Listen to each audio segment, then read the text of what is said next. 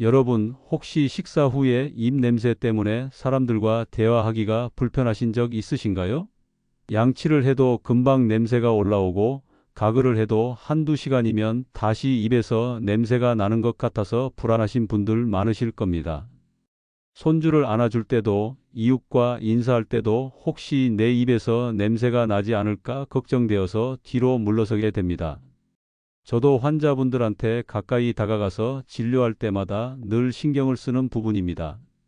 안녕하세요. 저는 올해 73살 서울에서 45년째 치과를 운영하고 있는 최동욱 원장입니다. 저희 아버지도 치과 의사셨습니다. 돌아가시기 1년 전 아버지는 병상에 누워 계시면서도 환자분들 걱정을 하셨습니다. 그때 아버지가 제 손을 꼭 잡고 하신 말씀이 있습니다. 동우가 환자들한테 꼭 알려줘라. 입 냄새 때문에 고생하는 사람들한테 사과 한 조각이 약보다 낫다고 말이다. 저는 처음엔 그 말씀이 무슨 뜻인지 잘 몰랐습니다. 사과가 입 냄새와 무슨 상관이 있을까 싶었죠. 하지만 아버지가 돌아가신 후 그 말씀을 곱씹어보고 직접 환자분들께 권해드리면서 깨달았습니다. 이건 단순한 민간요법이 아니라 과학적 근거가 있는 확실한 방법이었습니다. 67세 되시는 정순희 씨는 당뇨와 고혈압 약을 드시는 분이셨습니다. 약 때문에 입이 항상 마르고 입 냄새가 심해서 교회 모임에도 나가기가 두려우셨다고 합니다. 여러 방법을 시도해 봤지만 효과가 없어서 거의 포기하고 계셨죠. 제가 식후에 사과 한 조각씩만 천천히 씹어 드시라고 권해드렸습니다. 이틀 만에 할머니가 전화를 주셨습니다. 손주가 할머니 냄새 안 난다고 볼에 뽀뽀를 해줬다면서 눈물이 난다고 하셨습니다. 71살 되시는 김태수 할아버지도 비슷했습니다. 틀니를 하시는 분인데 틀니 틈새에 음식물이 끼면서 냄새가 심하게 났습니다. 가족들이 말은 안 해도 얼굴을 찌푸리는 게 보여서 식사 후에 사람들과 얘기하는 게 너무 두려우셨다고 합니다. 사과를 드시기 시작한 지 사흘째부터 냄새가 확 줄었고 지금은 자신 있게 웃으며 대화하신다고 합니다. 오늘 이 영상을 끝까지 보시면 왜 사과가 입 냄새에 효과가 있는지, 어떻게 먹어야 하는지, 그리고 어떤 사람들은 주의해야 하는지까지 모든 걸 알려드리겠습니다. 제 아버지가 평생 환자들을 진료하며 알게 된 지혜를 여러분께 그대로 전해드리겠습니다. 이 영상이 도움이 되신다면 좋아요 버튼 꼭 눌러주시고 앞으로도 건강한 노후를 위한 정보를 받아보고 싶으시다면 구독과 알림 설정 부탁드립니다. 그럼 지금부터 시작하겠습니다. 여러분, 먼저 나이가 들면 왜 입냄새가 더 심해지는지부터 말씀드리겠습니다. 젊을 때는 양치만 잘해도 입냄새가 크게 문제되지 않았는데 60을 넘어서면서부터 아무리 양치를 해도 냄새가 계속 올라오는 이유가 있습니다. 첫째, 침이 줄어듭니다. 젊을 때는 하루에 침이 1리터에서 1리터 500 정도 나옵니다. 그런데 60대가 넘으면 침샘 기능이 떨어져서 하루에 500에서 700 정도밖에 안 나옵니다. 침은 입안을 씻어주고 세균을 억제하는 역할을 합니다. 침이 줄면 입안이 마르고 세균이 빠르게 번식하면서 냄새가 올라오는 겁니다. 특히 자는 동안에는 침 분비가 더 줄어들기 때문에 아침에 일어나면 입 냄새가 가장 심합니다. 둘째, 약 때문입니다. 60대 이상 되시는 분들 중에 약을 안 드시는 분이 거의 없습니다. 고혈압 약, 당뇨 약, 콜레스테롤 약, 항우울제 같은 약들은 부작용으로 입을 마르게 만듭니다. 약을 먹으면 입이 텁텁하고 마른다는 느낌 받아보셨죠? 그게 바로 침 분비가 줄어들고 있다는 신호입니다. 셋째, 잇몸과 치아 문제입니다. 나이가 들면 잇몸이 내려가고 치아 사이가 벌어집니다. 그 틈새에 음식물이 끼고 세균이 번식하면서 썩는 냄새가 올라옵니다. 치주 질환이 있으면 잇몸 안쪽에서 고름이 생기고 그게 냄새의 주범이 됩니다. 68세 되시는 박명숙 할머니는 잇몸에서 피가 자주 나셨는데 그때마다 입에서 비린내 같은 게 올라온다고 하셨습니다. 넷째, 소화기관 문제입니다. 위염, 역류성 식도염, 위궤양이 있으면 위에서 올라오는 냄새가 입으로 새어 나옵니다. 특히 공복일 때 신물이 올라오면서 냄새도 같이 올라오는 경우가 많습니다. 70살 되시는 송기철 할아버지는 역류성 식도염 때문에 아침마다 입 냄새가 심했습니다. 이런 이유들 때문에 아무리 양치를 열심히 해도 입 냄새는 쉽게 사라지지 않습니다. 치약은 일시적으로 향으로 덮어줄 뿐이고 가글도 순간적인 청량감만 줄 뿐입니다. 근본적인 해결책이 필요한 겁니다. 그렇다면 사과는 어떻게 입 냄새를 해결해 주는 걸까요? 지금부터 과학적인 근거를 말씀드리겠습니다. 제 아버지가 평생 환자들을 보시면서 경험으로 알고 계셨던 것들이 최근 연구로 하나하나 증명되고 있습니다. 사과에는 4가지 핵심 성분이 들어 있습니다. 첫째, 식이섬유입니다. 사과를 씹으면 식이섬유가 천연 칫솔처럼 혀와 치아 표면을 문질러 줍니다. 혀에 하얗게 낀 설태, 그게 바로 입 냄새의 가장 큰 원인입니다. 설태 속에는 수억 마리의 세균이 살고 있고 그 세균들이 음식물 찌꺼기를 분해하면서 황화수소라는 냄새의 물질을 만들어냅니다. 사과의 식이섬유가 이 설태를 물리적으로 제거해 주는 겁니다. 둘째, 폴리페놀이라는 성분입니다.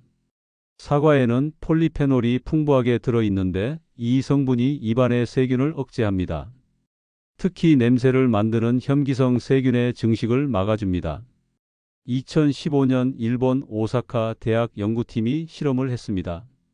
사과를 먹은 그룹과 안 먹은 그룹을 비교했더니 사과를 먹은 그룹은 입안 세균 수가 30% 이상 줄어들었습니다. 셋째, 사과산이라는 유기산입니다. 사과의 신맛을 내는 성분인데 이게 입안을 약산성으로 만들어줍니다. 세균은 중성이나 알칼리성 환경에서 잘 자라는데 산성 환경에서는 번식이 억제됩니다. 식사 후에 입안이 알칼리성으로 변하면서 세균이 활발하게 활동하는데 사과를 먹으면 이걸 중화시켜주는 겁니다. 넷째, 수분입니다. 사과는 85% 이상이 수분입니다. 사과를 씹으면 수분이 나오면서 입안을 촉촉하게 해줍니다. 마른 입에서는 세균이 폭발적으로 증가하는데 수분이 공급되면 침샘이 자극받아서 침 분비도 늘어납니다. 침이 늘어나면 자연스럽게 입안이 세척되고 냄새가 줄어드는 겁니다. 여기에 하나 더 있습니다. 사과를 씹는 행위 자체가 중요합니다. 사과는 단단해서 오래 씹어야 합니다. 씹는 동안 턱 근육이 움직이고 침샘이 자극을 받습니다. 침샘은 귀 앞쪽, 턱 아래, 혀 아래 3곳에 있는데 사과를 씹으면 이 3곳이 모두 자극을 받아서 침이 왕성하게 분비됩니다. 69세 되시는 이경희 할머니는 식후에 사과 한 조각을 천천히 5분 동안 씹으셨는데 침이 입 안 가득 고이는 느낌이 든다고 하셨습니다. 정리하면 사과는 물리적으로 설태를 제거하고 화학적으로 세균을 억제하고 침 분비를 촉진해서 입 냄새를 근본적으로 해결해 주는 겁니다. 단순히 향으로 덮는 게 아니라 원인 자체를 없애는 방법입니다. 그렇다면 어떻게 먹어야 할까요? 아무렇게나 먹으면 효과가 없습니다. 제대로 된 방법을 알려드리겠습니다. 첫째, 사과는 껍질째 먹어야 합니다. 사과 껍질에 폴리페놀이 가장 많이 들어 있습니다. 실제로 껍질에 과육보다 4배 이상 많은 폴리페놀이 있습니다. 껍질을 깎아버리면 효과가 절반 이하로 떨어집니다. 깨끗이 씻어서 껍질째 드세요. 요즘은 농약 걱정하시는 분들이 많은데 흐르는 물에 30초만 씻어도 농약은 대부분 제거됩니다. 걱정되시면 베이킹소다 물에 5분 담갔다가 씻으시면 됩니다. 둘째, 식후 30분 이내에 먹어야 합니다. 식사를 하면 입안에 음식물 찌꺼기가 남고 세균이 활동을 시작합니다. 그 타이밍에 사과를 먹으면 음식물 찌꺼기를 제거하고 세균 번식을 막을 수 있습니다. 특히 저녁 식사 후가 가장 중요합니다. 밤에는 침 분비가 줄어들어서 세균이 폭발적으로 증가하는데 자기 전에 사과를 먹으면 밤새 입안 환경이 훨씬 좋아집니다. 셋째, 천천히 오래 씹어야 합니다. 최소한 5분 이상 씹으세요. 급하게 삼키면 효과가 없습니다. 천천히 씹으면서 사과가 입안 구석구석, 치아 사이사이, 혀 전체를 닦아주도록 해야 합니다. 특히 혀 뒤쪽까지 사과 조각이 닿도록 의식하면서 씹으세요. 혀 뒤쪽이 냄새가 가장 많이 나는 곳입니다. 넷째, 사과 한 조각 크기는 8분의 1에서 4분의 1 정도가 적당합니다. 너무 많이 먹으면 당 섭취가 과해지고 너무 적으면 효과가 부족합니다. 중간 크기 사과 하나를 8조각으로 자르면 한 조각이 대략 50에서 60g 정도 됩니다. 이 정도면 씹기에도 적당하고 효과도 충분합니다. 다섯째, 하루 두세 번이 가장 좋습니다. 아침 식사 후, 저녁 식사 후는 필수입니다. 점심 식사 후까지 하면 더욱 좋습니다. 하지만 무조건 많이 먹는다고 좋은 건 아닙니다. 하루 사과 1개 정도가 적당합니다. 그 이상 먹으면 당 섭취가 과해서 오히려 문제가 될 수 있습니다. 어떤 사과가 좋을까요?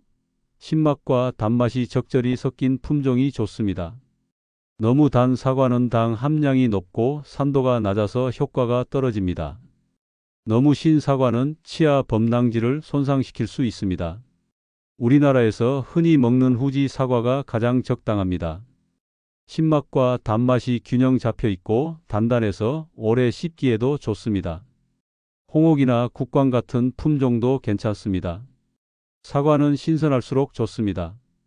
오래 보관한 사과는 수분이 줄어들고 폴리페놀 함량도 떨어집니다. 만졌을 때 단단하고 묵직한 게 신선한 사과입니다. 냉장고에 보관하면 일주일 정도는 신선도가 유지됩니다. 여기서 중요한 주의사항을 말씀드리겠습니다. 사과가 아무리 좋아도 모든 사람에게 다 좋은 건 아닙니다. 첫째, 당뇨가 있으신 분들은 주의하셔야 합니다. 사과에는 과당이 들어있어서 혈당을 올립니다. 중간 크기 사과 8분의 1 조각에는 대략 5g 정도의 당이 들어있습니다. 당뇨가 심하신 분들은 하루 한 조각만 드시고 혈당을 체크해 보세요. 혈당이 크게 오르지 않으면 계속 드셔도 되지만 혈당 관리가 안 되시는 분들은 의사와 상의하시는 게 좋습니다. 66세 되시는 조영호 할아버지는 당뇨가 있으셔서 아침 식사 후 한 조각만 드셨는데 혈당 관리도 잘 되면서 입냄새도 줄었다고 하셨습니다. 둘째, 위산 과다나 역류성 식도염이 있으신 분들도 조심하셔야 합니다. 사과의 산 성분이 위산 분비를 자극해서 속쓰림이 생길 수 있습니다. 특히 공복에 사과를 드시면 안 됩니다. 반드시 식후에만 드세요. 그리고 너무 신 품종보다는 단맛이 강한 품종을 선택하시는 게 좋습니다. 만약 사과를 먹고 속이 쓰리다면 당장 중단하시고 다른 방법을 찾으셔야 합니다. 셋째, 치아가 많이 약하신 분들은 사과를 작게 잘라서 드세요. 사과는 단단해서 씹는 힘이 필요합니다. 치아가 흔들리거나 잇몸이 많이 약한 분들은 한 입 크기로 작게 자르거나 얇게 썰어서 드시면 됩니다. 중요한 건 사과를 먹는 게 아니라 입안에서 천천히 씹으면서 침을 내고 설태를 제거하는 겁니다. 넷째, 사과 알레르기가 있는 분들은 절대 드시면 안 됩니다. 드물지만 사과를 먹으면 입안이 가렵거나 목이 붓는 분들이 계십니다. 이런 증상이 있으면 당장 중단하시고 병원에 가셔야 합니다. 다섯째, 사과를 먹은 후에는 물로 입을 헹구세요. 사과의 산 성분과 당 성분이 치아에 남아 있으면 오히려 충치나 치아 손상을 일으킬 수 있습니다. 사과를 다 씹고 나서 물 한 모금으로 입안을 가볍게 헹궈 주시면 됩니다. 양치까지 할 필요는 없습니다. 사과만으로 부족하다면 몇 가지 보조 방법을 함께 사용하시면 더욱 좋습니다. 첫째, 물을 자주 마시세요. 하루에 1리터 500 이상 마시는 게 좋습니다. 물을 마시면 입안이 촉촉해지고 침 분비도 늘어납니다. 특히 아침에 일어나자마자 미지근한 물 한 컵을 천천히 마시면 밤새 마른 입안이 적셔지면서 냄새가 줄어듭니다. 둘째, 혀 닦기를 하세요. 아침 양치 때 칫솔이나 혀 클리너로 혀를 부드럽게 닦아주면 설태가 제거됩니다. 너무 세게 하면 혀가 상할 수 있으니 부드럽게 뒤에서 앞으로 쓸어내듯이 닦으세요. 일주일만 해도 입 냄새가 확 줄어듭니다. 셋째, 녹차를 마시세요. 녹차에는 카테킨이라는 성분이 들어있어서 세균을 억제합니다. 식후에 따뜻한 녹차 한 잔을 천천히 마시면 입안이 깨끗해집니다. 단 너무 진하게 우리면 위에 부담이 될 수 있으니 연하게 드세요. 넷째, 무설탕 껌을 씹으세요. 자일리톨 함유 껌을 씹으면 침 분비가 촉진되고 치아 사이 음식물도 제거됩니다. 단 설탕이 들어간 껌은 오히려 충치를 유발하니까 꼭 무설탕 제품을 선택하세요. 다섯째, 정기적으로 치과 검진을 받으세요. 입 냄새의 근본 원인이 치주 질환이나 충치일 수 있습니다. 6개월에 한 번씩 스케일링을 받고 문제가 있으면 치료를 받으셔야 합니다. 아무리 사과를 먹어도 잇몸병이 있으면 냄새가 완전히 사라지지 않습니다. 제가 45년간 환자분들을 보면서 느낀 건 입 냄새는 단순한 위생 문제가 아니라는 겁니다. 입 냄새 때문에 사람들이 자신감을 잃고 위축됩니다. 손주를 안고 싶어도 냄새 날까봐 망설이고 친구들과 밥 먹고 싶어도 불안해서 약속을 피하게 됩니다. 교회나 경로당 같은 모임에서도 사람들 옆에 앉기가 두렵습니다. 74살 되시는 한순옥 할머니는 입 냄새 때문에 2년 동안 경로당에 나가지 못하셨습니다. 친구들이 자꾸 불러도 냄새 날까봐 핑계를 대고 집에만 계셨죠. 그러다 보니 우울해지고 외로워지셨습니다. 제가 사과 먹는 방법을 알려드렸고 한 달 후에 할머니가 환한 얼굴로 오셨습니다. 경로당에 다시 나가기 시작했고 친구들이 얼굴이 밝아졌다고 칭찬해 준다고 하셨습니다. 입 냄새가 없어지면 삶이 달라집니다. 자신 있게 웃을 수 있고 사람들과 편하게 대화할 수 있고 손주를 마음껏 안아줄 수 있습니다. 사과 한 조각으로 이런 변화를 만들 수 있습니다. 여러분, 오늘부터 실천해 보세요. 저녁 식사 후에 사과 한 조각을 천천히 5분 동안 씹어 보세요. 껍질째 먹고 침이 입 안 가득 고이도록 천천히 씹으세요. 단 하루만 해도 다음 날 아침 입 냄새가 확실히 줄어드는 걸 느끼실 겁니다. 일주일만 꾸준히 해보세요. 가족들이 먼저 알아챌 겁니다. 제 아버지는 돌아가시기 전에 이런 말씀도 하셨습니다. 환자들이 건강을 되찾고 웃는 얼굴로 돌아가는 게 의사로서 가장 큰 보람이라고 말입니다. 저도 그 마음으로 45년간 일해왔습니다.